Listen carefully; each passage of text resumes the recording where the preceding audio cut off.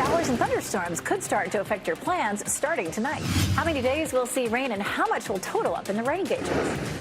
HVAC issues. Wake County Schools is still having problems with cooling some classrooms through these hot days. How the district superintendent says they're working to fix the issues. Child abuse charges. A grand jury indicted a former child care worker accused of breaking a child's leg. What we know about the next steps in this case.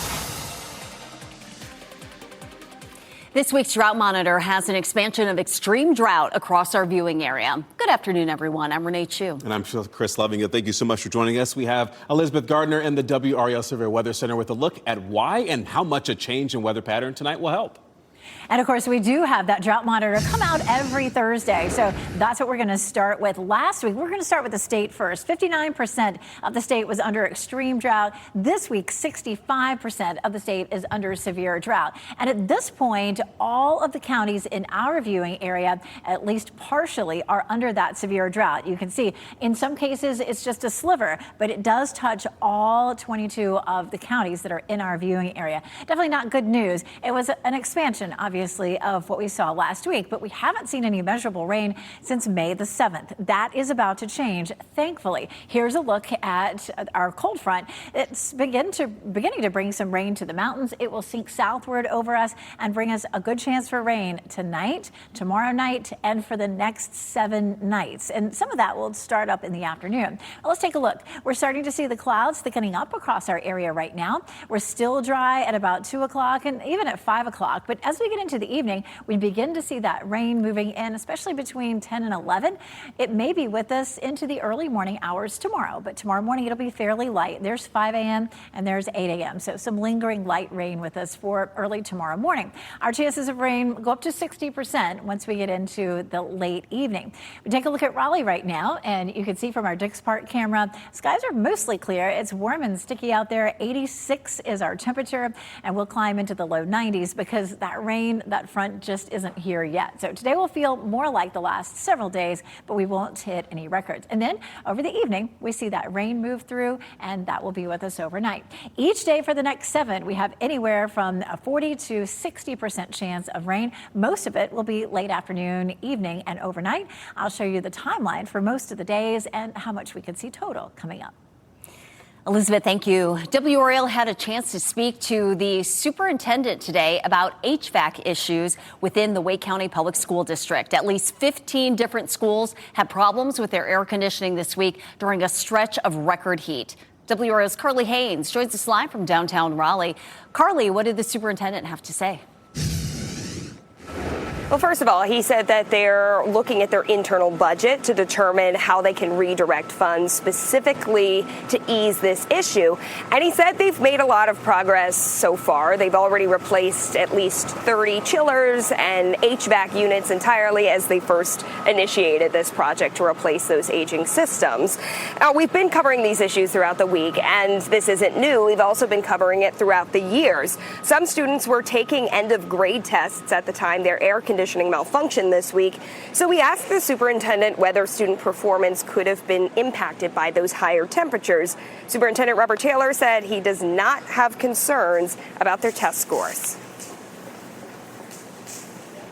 We do know that environmental conditions can absolutely affect where kids are. What I can tell you is that while we continue to experience problems, those problems are not nearly as bad as they were in the past, and so our maintenance staff is working feverishly to make sure these are not issues. And we've also learned of issues across Durham County this week as far as their air conditioning goes. So we've reached out to them as well as other districts in our area, such as Orange, Johnson, Cumberland, and we're going to bring you those responses as we get them. Carly Haynes, WRAL News, live in Wake County. I'm Laura Levine here in the WRAL Live Center right now. Southern Middle School in Moore County will now have increased security for the rest of the day. This is after the school was on a brief lockdown earlier because of a school threat. Now, according to information coming from the school, they say that they got this information, got a call about a threat at the school this morning. And we also have some video from the scene here. I'll go ahead and play it with this information here. But they say they got a call of a threat early this morning. The school went on lockdown, and the North Carolina State Highway Patrol Patrol, Moore County Sheriff's Department, Aberdeen Police Department, and Moore County Schools Police all responded. Again, increased security at the school. They say that everyone is safe and the school is now running back to normal operations. Now, there's specific instructions for pickup time today. You should head over to their website for more information. A Raleigh child care worker is indicted today accused of injuring a child. And this situation happened at the KinderCare Daycare Center on Mitchell Mill.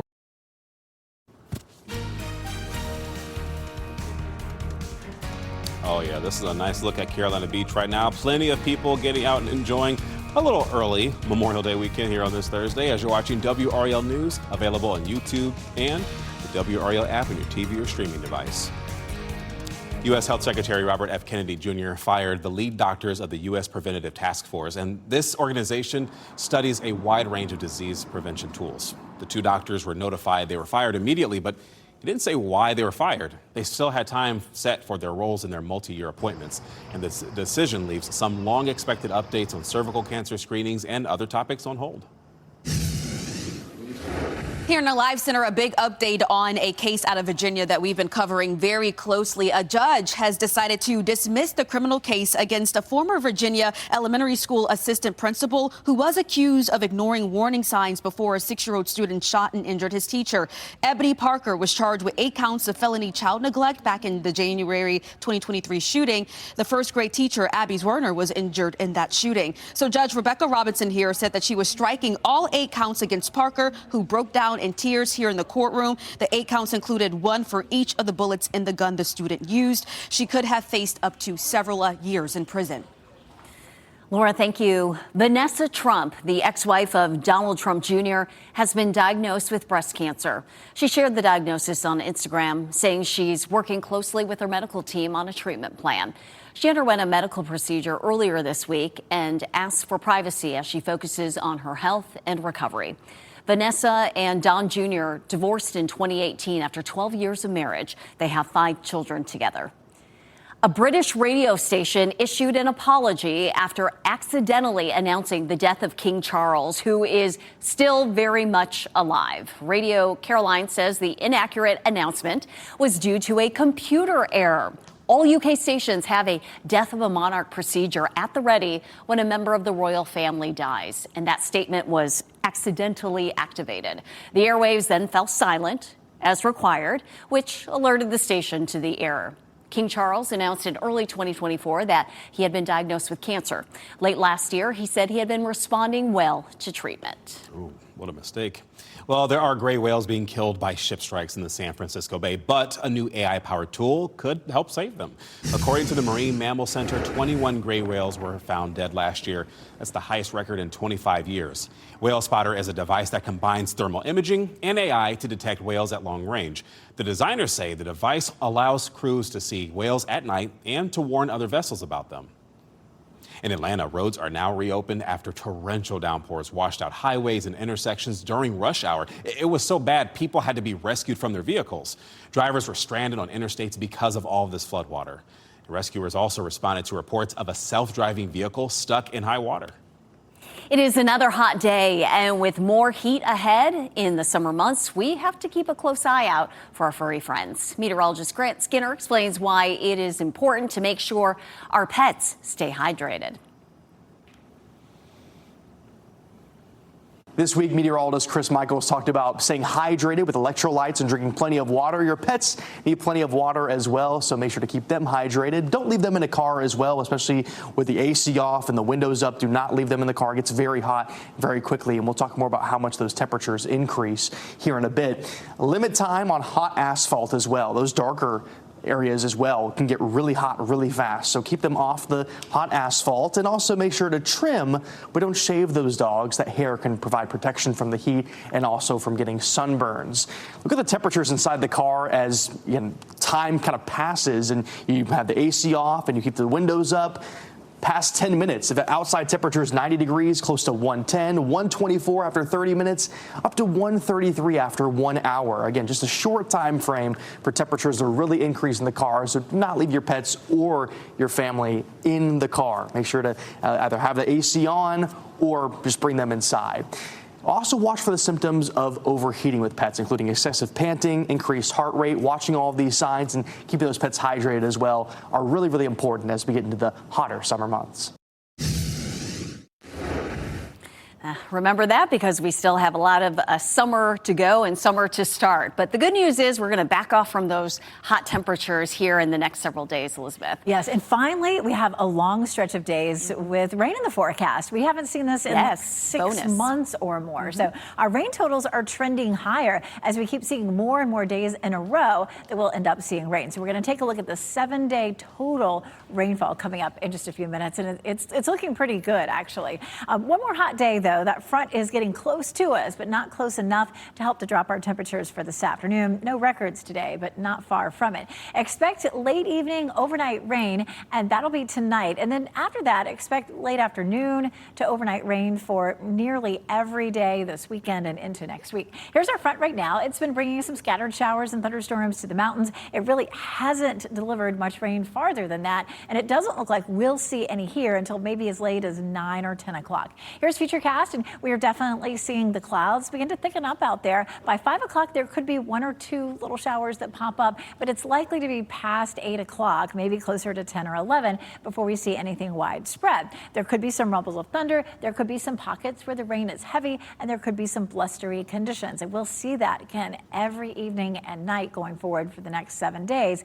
Nothing likely to reach severe criteria, but we're looking at a decent chance for rain. Sometimes it may linger into the morning. As a matter of fact, tomorrow morning at 7 to 8 o'clock, it looks like at least Futurecast is showing the chance of just a few lingering light showers.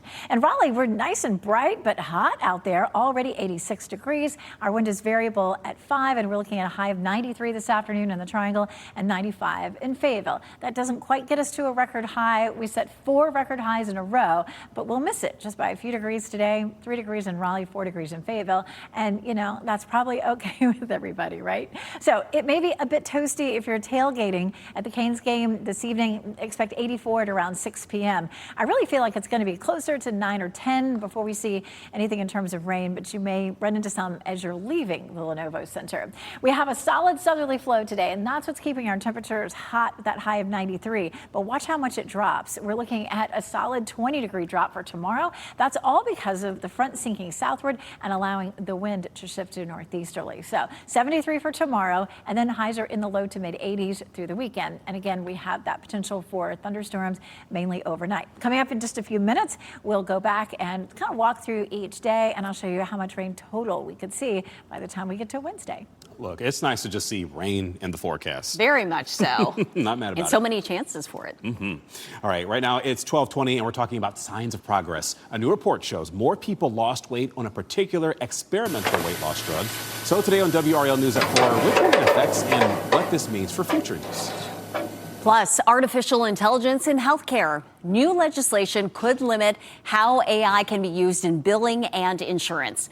Tonight on WRAL News at 5:30, the issues lawmakers say this could cause and how it could impact your payments. Going green to save some green. The new requirements home sellers in one market must follow before a sale.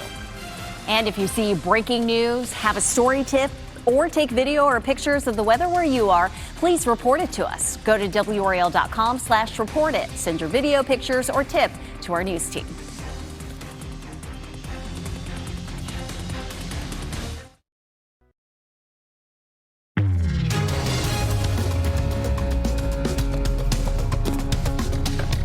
Well, because Amazon delivery drivers are always going in and out of your neighborhood, you may wonder what rights you have if one of these drivers damages your property or even injures your pet. It's an issue 5 on your side started digging into after a Benson family called Keeley for help. A veterinarian said Sadie's injuries were consistent with being hit by a vehicle. She had a fractured neck and head trauma. She looks way better now. Now, the family says that Amazon didn't dispute what happened, but when it came to reimbursing Sadie's medical bills, they gave her the runaround. It is very upsetting, honestly, because you think about how much money they make per minute. I mean, it would be nothing for them to just say, no problem, we can pay, we have no problem paying you back. We know that it's our fault. Because there's no video of the actual incident, the police say they're not going to investigate this as a hit and run. But Sadie's family says the Amazon delivery driver ignored a no trespassing sign and specific instructions they left on their Amazon app. If you want to make sure that you're covered here, we posted a step-by-step guide on how you can list out instructions for Amazon to tell them where and where they can't be on your property. We have that guide up on our website, WRAL.com/5 on your side. Keely Arthur, 5 on your side. Well, it looks like a major strike at Samsung is on hold. Hours before tens of thousands of workers plan to walk off the job, Samsung and its unions announced a tentative labor deal. If approved, the agreement temporarily avoids what would be the largest strike in the history of the company. Workers demand a bigger share of profits after Samsung's AI-fueled surge pushed the company's value beyond $1 trillion. Samsung is one of the world's biggest makers of memory chips, which is a key part of powering AI. New rules are in effect, requiring many home sellers to make eco-friendly upgrades or pay up before handing over the keys. While other cities encourage green improvements, Berkeley, California is believed to be the first in the country to tie mandatory upgrades directly to the sale of a home. Homeowners now have to show just how energy efficient their home is before they can sell. Berkeley's updated ordinance requires sellers of single-family homes and duplexes to complete a home energy score assessment. And if they don't make the minimum score, upgrades must be made before the sale, or the responsibility could pass on to the buyer. Possible upgrades include heat pumps, solar panels, and insulation.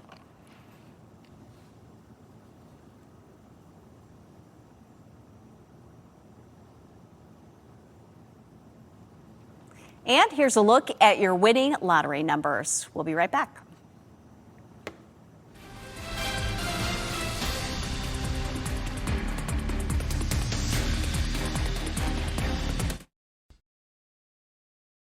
Live from WRAL News Headquarters in Raleigh, your number one source for local news. WRAL News, coverage you can count on. Just a heads up, parents in Durham, city leaders say a new program could put hundreds of dollars into an investment account for them. WRAL's Elizabeth Holmes is here in the studio to talk more about this. Elizabeth, Durham leaders say this could help more than 30,000 children in the city. Yeah, a lot of children. It's called Invest America Durham, and it's working in tandem with a new federal program called Invest America 350A. That's launching later this summer. Now, it creates long-term investment accounts for children. Those born between January 1st, 2025 and December 31st, 2028 who qualify could receive $1,000. Children born between 2016 and 2024 could qualify for $250. Now, you have to enroll through the IRS and meet certain qualifications. Durham City leaders want families to sign up for this program because they could get even more money put into the account. Mayor Leah Williams says regional partners are now working to raise $9 million to add a $250 match for every account that receives $250. Now, Mayor Williams said in order to get the match, families need to be signed up for the accounts by July 6th. He is expected to have a press conference about this tomorrow afternoon. We're expected to get more information then. I'm Laura Levine here in the WRAL Live Center. This noon, we have new information about the dog attack that happened in Chatham County that killed an 84-year-old woman. This is video from that scene again. We now know, according to court records and records from the Chatham County Sheriff's Office, that residents of Alston Road, which is right outside of Apex, repeatedly shared concerns about the neighbor's dogs. Here, that photo of the suspect who's been arrested in this case. Dennis O'Keefe Faulkner was charged Wednesday with 3 counts of misdemeanor allowing animals to roam at large. Meanwhile, Austin's family members told WRAL that neighbors had called animal control about the dogs several times, and records show that at least 2 other incidents from the last 6 months involved animals that he owned. So, of course, this is something that WRAL continues to dig into. We have more information right now on our homepage. Plenty of pardoned January 6th rioters are eager to cash in on that newly created compensation fund, totaling nearly $1.8 billion. It was created for allies of President Trump who say they were unfairly investigated by the previous administration. Donnie O'Sullivan spoke to January 6ers who say they are thankful to the president. So the number I've put in is $30 million. $21.5 million is for the wrongful imprisonment. People who took part in January 6 are hoping for big payouts. We endured a lot. Our lives are still not the same. So I don't know what kind of price you can put on that. Even before the DOJ announced its so-called anti-weaponization fund this week. How long were you in prison for? Jail and prison, I combine those numbers, 1,075 days. People like Brandon Fellows had already begun making claims for compensation. What's the reaction within the wider January 6 community to this fund? Some people are whining and saying it's not enough, and we're not even hearing numbers yet. Fellows was sentenced on felony and misdemeanor charges for entering the Capitol on January 6. Yeah, we went in there. Seen here in a red beard costume, Fellows spoke to CNN's Ellie Reeve during the riot. But they were smoking a bunch of weed in there. The charges against him were dismissed after a pardon from President Trump. Now Fellows expects compensation. According to ChatGPT and Grok, and also my knowledge of January 6 cases, I'm in at least the 3 to 5% upper tier for how terrible and also how strong of a case I have. It's like surreal to me. I mean, look how angry I look. Rachel Powell, a mom of 8 and a grandmother to 8, spent 3 years under house arrest. We interviewed her before she began her prison sentence in 2024. I don't deserve this, and my kids don't deserve it. Like, have we not been through enough? She was released last year after being pardoned by Trump. What do you say to people who are outraged and say people like you don't deserve a penny? A lot of people don't agree with what happened on January 6th. But when you step back and you look at somebody like me, for example, my major felony had to be struck down by the Supreme Court. It's my crime that day of breaking a window. Technically, that's a misdemeanor charge. And yet I had 3 years of a house arrest, then having to endure everything I did through prison and getting a 5-year sentence on top of that. That was Donnie O'Sullivan reporting. Nearly 1,600 people face charges in connection with the insurrection at the U.S. Capitol. Acting Attorney General Todd Blanche says the conduct of the rioters will be considered by the new Anti-Weaponization Fund Commission. Happening now here in the Live Center, the U.S. Commission of Fine Arts has approved the design for President Trump's triumphal arch. This all coming in just before the newscast. He wants to build, of course, this entrance to the nation's capital. Commissioners, all of whom were appointed by Trump, approved the design despite overwhelming opposition from the public. Approval is a key step in the project's process. The proposed arch is one of several projects the president is pursuing alongside a White House ballroom to leave his imprint on Washington. Well, today, State Highway Patrol held a ceremony recognizing 72 members who died in the line of duty.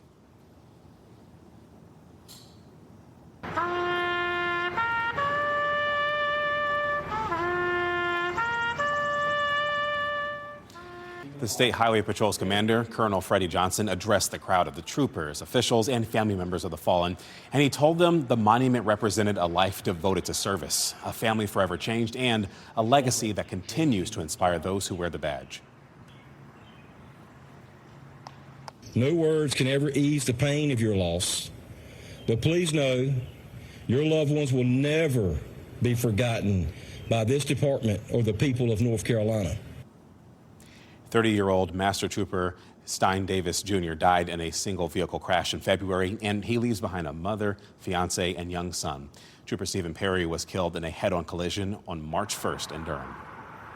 The official ribbon-cutting ceremony for the Zebulon Devil Dogs at 5 County Stadium is happening today. There will also be a fan fest where people can meet the players. It's free to attend, but tickets are required. The team will kick off the first season at 5 County Stadium on tomorrow night at 6:30. Capital Broadcasting Company, which owns WRAL, owns the league in which the Devil Dogs play. The cost of owning a car. Oh boy, beyond the car payments, how upkeep, repairs, and insurance are driving up the cost to keep one. Plus, what makes your neighborhood special? Still to come, how a new City of Raleigh program is shining a spotlight on the unique qualities of the places people live, work, and play. We have chances for rain every day through the holiday weekend. Download the new WRAL weather app and plan ahead. Turn on alerts to get notified about severe weather in your location. It is free wherever you download your apps.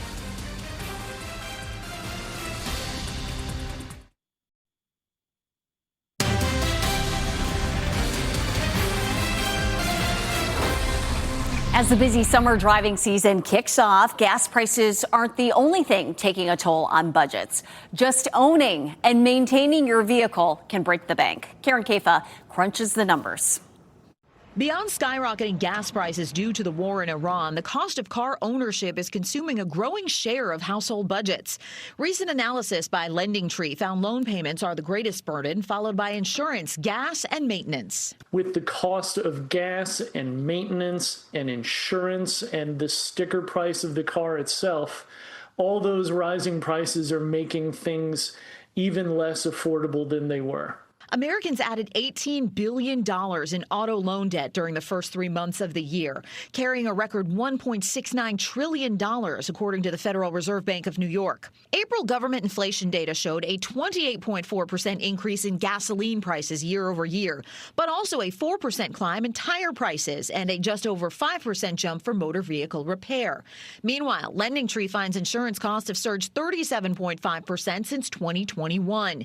Matt Schultz, LendingTree chief consumer finance analyst, says the rise in costs is a cause for concern for many households. For an awful lot of Americans, their car, their vehicle is their lifeline to their job. And if they don't have that transportation, things get really challenging for them. And there are concerns that the war in Iran could spark another shortage for drivers. The shutdown of the Strait of Hormuz and damage to Middle East facilities could crunch supply of some of the most popular kinds of motor oil. And if you thought paying more than $4 for gasoline was bad, be grateful you don't live in Hong Kong. Residents there are confronted with the world's highest petroleum prices at around $15 per gallon. That, along with astronomical parking fees and high registration fees, make car ownership in Hong Kong one of the lowest among major global cities. Goodness gracious, no surprise.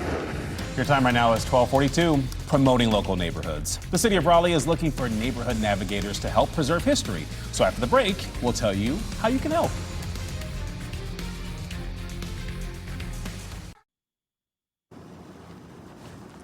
The city of Raleigh is giving neighborhoods a chance to tell their stories in a unique and meaningful way through a program called Neighborhood Navigators. And joining us today is Grady Bussey to tell us more about it. Grady, my friend, always good to see you. Always a pleasure.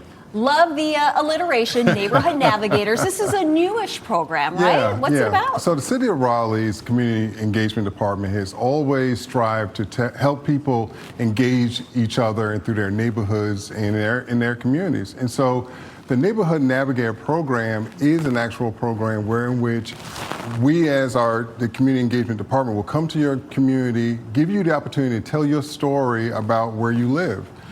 We recognize that there are some communities that have historical aspects to them, and we have newer communities that have traditions. And we love the fact that we're able to give the platform to our community for them to tell their experience where they live. And you talk about telling their story. Yeah. Why is that so important to preserve history? And as they tell their story, you want to record that story, right? Yeah, so one of the realities is that, Raleigh is, has been known historically as being one of the greatest places in the country to live. Well, it's not about the brick and mortar, it's about the people. And so what we recognize is that we want to be able to give a platform where people can tell their storyline and how neighbors still matter and how people still getting the chance to get to know each other and how traditions are still effective in the overall community itself. There is that old school feel where people can still know their neighbors. And what we've done with this program is given the opportunity to video it, create the ambiance where people can really have something tangible to show people and say, hey, this is where we live. And you're saying every neighborhood has a story, right? And Absolutely. You want to hear it. Absolutely. So, and the amazing part is that through our community engagement department, we have what's called our registry. And what that is that it's the opportunity for the city to actually have some engaging opportunity with the neighbors, in which we actually provide different services to create a more holistic approach of a neighborhood. And so you become a registered neighborhood. Once you do that, you also have the opportunity to be a part of our Neighborhood Navigator program. Okay, and so where can people learn more and how can they apply to be a part of this program? Yeah. So there is an application. So what you want to do is you want to go to raleignc.gov and search Neighborhood Navigators, and it'll come up. You'll see all the other videos that we've done as well as the application itself. Grady, hope you get lots of videos here and a lot of creativity and a way to preserve the history of all the wonderful neighborhoods in Raleigh. Grady Bussey, thank you so much for telling us about Neighborhood Navigators. Thank you. All right. Chris? Raleigh certainly has a lot to offer, which is amazing in terms of the forecast. So a lot to offer rain-wise, which is what we need, but it may shake up your Memorial Day weekend plans. At least it's not going to rain the entire weekend, That's good. 24/7. I mean, we need that kind of rain, but you will have some opportunities during the weekend to get outside when it's dry.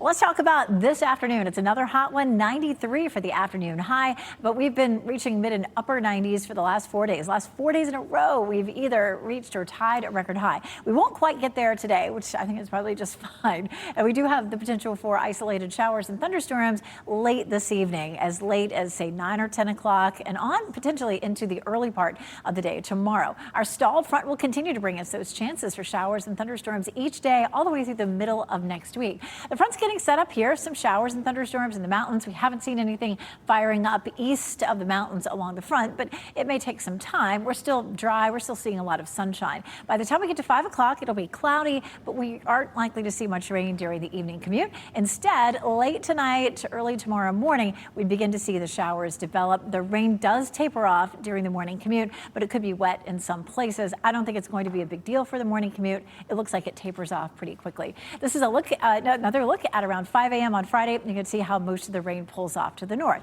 But then we move it to the evening at 6 o'clock. Some widespread showers and thunderstorms from the south, lifting northward through around midnight or so. And then we're just going to put this on repeat. This is Saturday morning at 6 a.m. Notice more showers and thunderstorms Saturday evening and Saturday night. Right now, looking at the models, it looks like Saturday night might be the wettest period, but we continue. Look at that. Sunday at 5 o'clock, more showers and thunderstorms. And, like I said, we're just going to copy and paste this, all the way through Monday, Tuesday, Wednesday. So it's a lot of days in a row with chances for rain.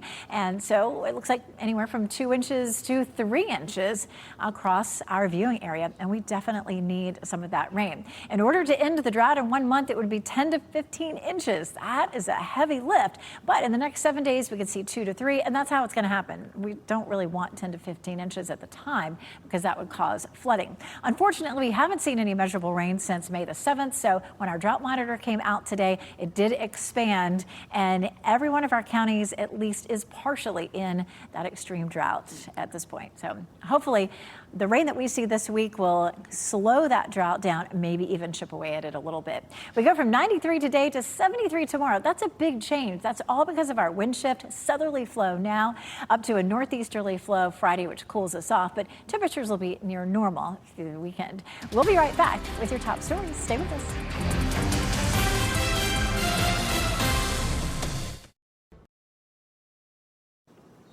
Well, as we wrap things up, here's a look at a few of the headlines that we're following for today. Well, extra security was in place at Moore County Middle School today, and that's because of a threat that led to a lockdown. Officials say someone threatened Southern Middle School over the phone this morning, and several agencies responded, clearing each hallway and classroom before determining it was safe for students and staff to return. At last check, no one was injured, and extra counselors and police were on campus for the rest of the day. A Raleigh child care worker accused of fracturing a child's leg has been indicted on child abuse charges. This stems from an incident in August at KinderCare Daycare Center on Mitchell Mill Road. Ashley Terrace first appeared in court last month. The indictment accuses Terrace of intentionally assaulting a 4-year-old child in her care or supervision by pulling the child's leg, which resulted in a fracture. Terrace no longer works at KinderCare. Well, it is the end of an era for NC State baseball. NC State baseball coach Elliott Avent will step down at the end of the season, marking the end of his 30-year tenure. He's NC State's all-time winningest coach with more than 1,100 wins, and he guided the Wolfpack to 3 College World Series appearances. Right now, State is waiting for the NCAA tournament selection show on Monday to find out if their season and Avent's run as coach will continue. Tonight, Stephen Colbert signs off from The Late Show after CBS shuttered the highly rated program. The second to last show featured surprise cameos by more than 10 major stars, all taking the stage one after another. Tonight's final episode will presumably feature more A-list stars, but no guests have been officially announced. But we do know that his competitor and friend, Jimmy Kimmel, says the show will go dark tonight. Well, our pet of the day comes to us from Hope Animal Rescue. Meet Maxie. She's beautiful. She's a Merle mix, and Maxie's ideal home is actually with a family that's home often. A calm, confident dog friend, that's a bonus. She needs daily exercise and enjoys training with positive reinforcement, of course. If you want a loyal, loving pet, Maxie is the girl for you.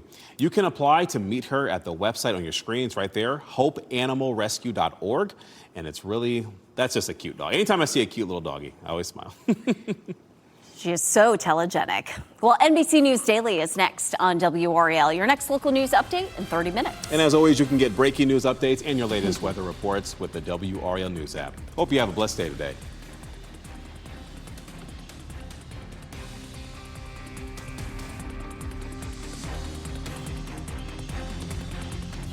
Keep watching WRAL News over the air Channel 34 and Spectrum Channel 1257.